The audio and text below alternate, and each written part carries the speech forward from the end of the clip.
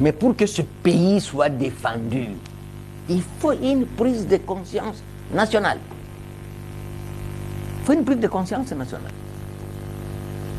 Nous sommes vendredi aujourd'hui. Hier à 11h, tout le monde est en prière, en train de prier.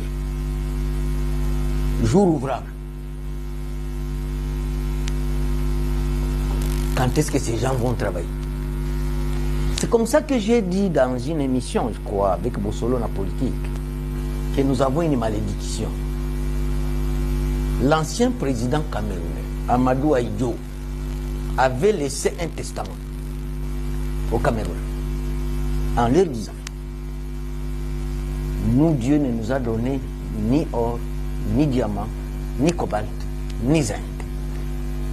Celui qui ne touchera pas à la terre, il va disparaître. Il va mourir de faim. Mais Mobutu a laissé un testament dans ce pays. Verrez les peuples qui chantent et qui dansent.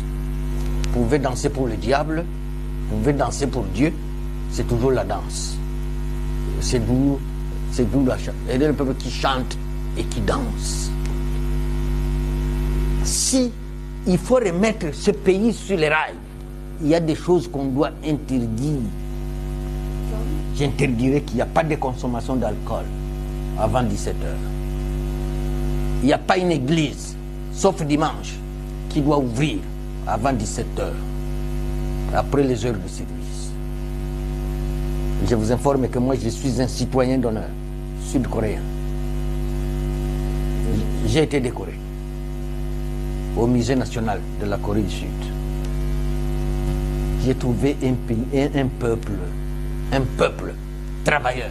Il n'y a pas d'embouteillage en Corée du Sud, à travers tout le pays. Parce que tout le monde est au travail.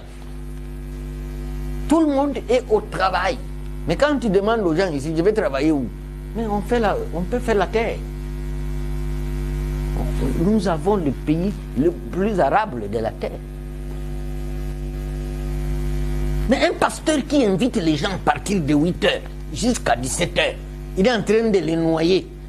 C'est comme ça que dans mon intervention de ce matin, sur Top Congo, je demande aux autorités de ce pays que les militaires au front soient mieux traités que les professeurs, que les médecins, que les infirmiers, que les députés, que les ministres. Parce que si nous perdons ce pays, il n'y aura pas de ministres, il n'y aura pas de députés, il n'y aura pas de médecins, il n'y aura pas de professeurs.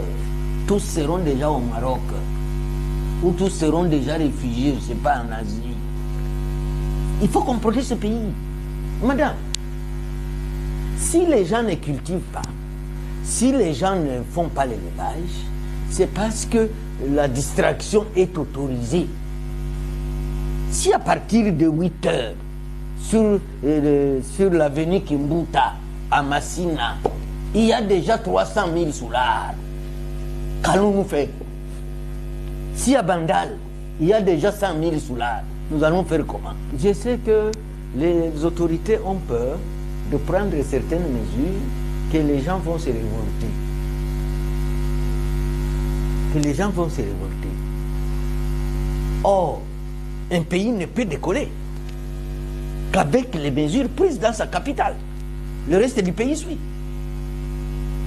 Quand on vous dit que nous, compte tenu du désarroi du peuple, est-ce qu'il n'y a pas possibilité qu'on déplace cette capitale pour la placer dans un endroit un peu frais et qu'ici on reste une sorte de ville culturelle pour qu'on aille avoir un endroit où réfléchir comment le pays va devenir la Chine de l'Afrique.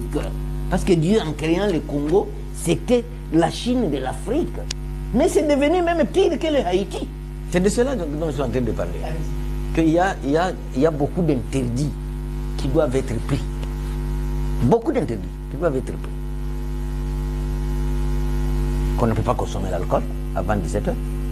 Moi, je connais un pays africain, le Burundi, qui avait une police de contrôle pour voir, même dans la maison, ils entrent, voir s'il y a quelqu'un qui est en train de prendre l'alcool avant 17h.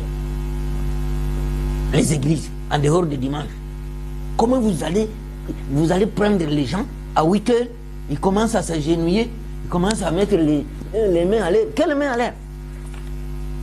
Maurice Grévis dit, il n'y a que le travail qui anoblit l'homme. C'est la grammaire. C'est le travail qui anoblit l'homme. Tu ne travailles pas, tu vas vivre comment? Or, le travail ne signifie pas seulement avoir un bureau comme le mien ici, ne sais pas être ministre. D'ailleurs, cette Europe dont nous parlons, il n'y a pas un politicien millionnaire, il n'y en a pas. Ce sont les agriculteurs, les fermiers.